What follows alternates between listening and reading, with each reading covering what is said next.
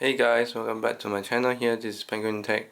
If you have noticed my previous part 1, part 2 of building this budget radio rendering PC here, you can watch my previous video down in the video description. For now, what we'll be doing is a follow up to this status of this PC. All the RGB and the RAM is working, as you can see. And now it's booting up already, and we have a SSD inside, so it should be very fast. The cold boot took a little bit of time,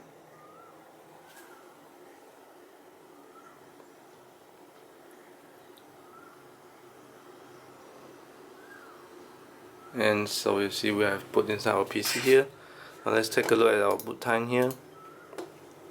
I did not have fast boot enabled here. Our last BIOS time is 14 seconds. Now we'll do a benchmark now, but we'll first have to open up our monitoring software such as HWinfo, MSI, Afterburner, and Riva Tuner.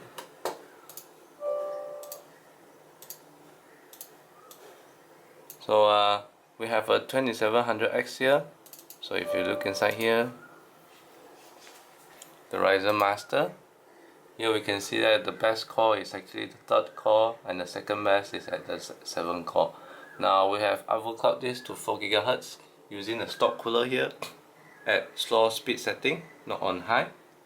So you hear a little bit of fan noise, but it's actually much better if you put much quieter if you put it Tenda than if you put it on the high speed.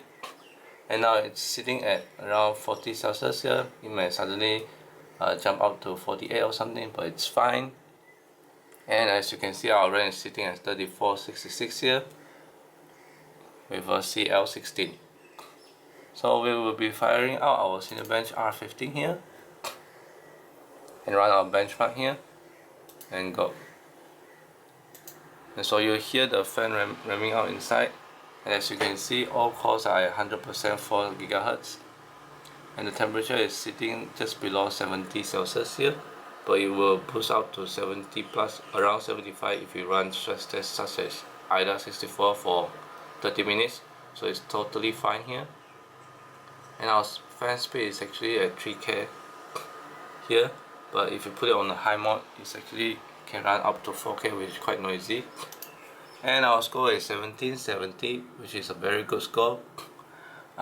If you overclock this to 4.1 or 4.2, which this cooler cannot handle for long, if you upgrade to AIO, it should be able to overclock up to 4.1 or even 4.2. At 4.1, I've tested before, it can hit 1800 above. So I believe at 4.2 it can be close to 1900 or even over that. And we can start to have a look at our SSD here. So our SSD is Adata XPG SX6000 Pro. It's rated to run at 2100 read and 1500 at write. So running the benchmark now using the crystal disk mark here to test for the speed. So this is the fan noise itself. This stock cooler can be a little loud here. So yeah, and as this CPU is a 105 TDP watt, so it put out a lot of heat. So this cooler has to be able to cool it down. But I must say the RGB effect is actually very nice. So as you can see, the read speed is actually up to its advertised speed 2100, and we'll look into the write speed later on. Right now it's running all the other speed tests. So when we are running this benchmark, let's take a look at the SSD temperature here. So actually the SSD has its own DIY heatsink, which is a very thin layer of metal stick onto the SSD itself. So our SSD is this one. It's actually running at 44 Celsius just fine, so it doesn't stress it a lot. Right now the fan is idling at 2000 RPM here. It will jump up and down depending on the core temperature. So as you can see, this is its idle noise here. I can actually hear the noise, but I suppose it is bearable. Right now the cores are taking 1.35 volt here. It's running at 4 GHz all the time because I set it to high performance plan. If you set it to balance plan, I think it will downclock itself to save energy. So our write speed is at 1500 megabytes per second, which is the rated speed. So it's actually quite accurate, the advertised speed. Our drive speed is still at 44 Celsius, so it's actually quite stable.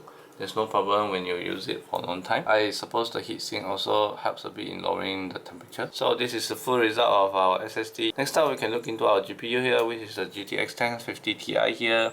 Now it's not doing anything, so it's running at very low speed, as well as the memory.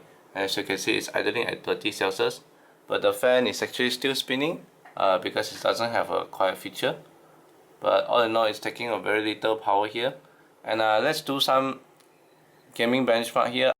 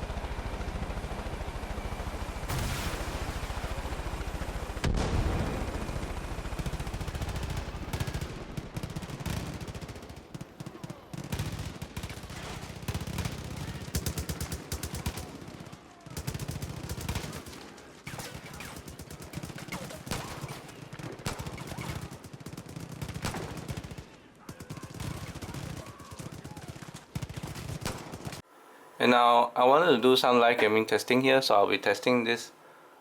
This is the Battlefield 5, and I'm running at these settings here. As you can see, I'm running at these settings. I would like to turn off motion blur here, and I'm running on DX11 here. Let me know if you want me to run on DX12, but generally NVIDIA does better on DX11. And I'm on the full 1080p resolution, and all the settings are set to medium. And so let's try this game out. So right now the GPU is running at 57 Celsius here at 1747 megahertz, but the frame rate is only like 42 or 43 here, so it's actually quite a bit laggy here.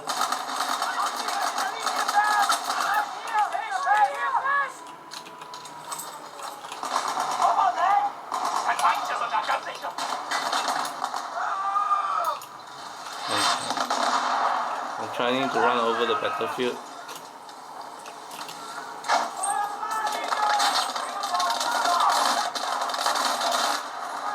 Oh my god, the gun's recoil is very bad.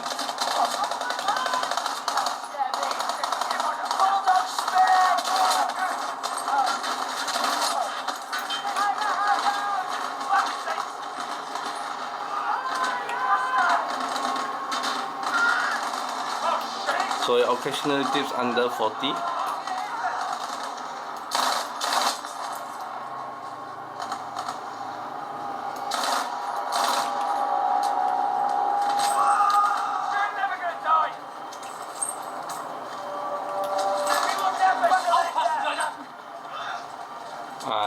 understand what they're talking, whatever. But I really don't like this gun.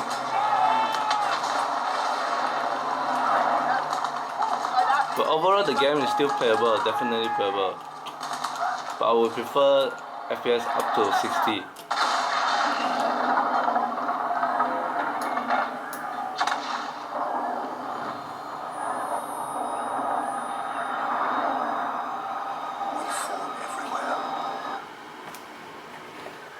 So that's about it, guys. I hope you enjoy all my 3 parts of my video here. Let me know your thoughts on this build and its performance down in the description below. Thanks for watching, and remember to like and subscribe. Hit that notification bell so that you don't miss my future videos. That's all for me, guys. Thank you for watching. Ciao.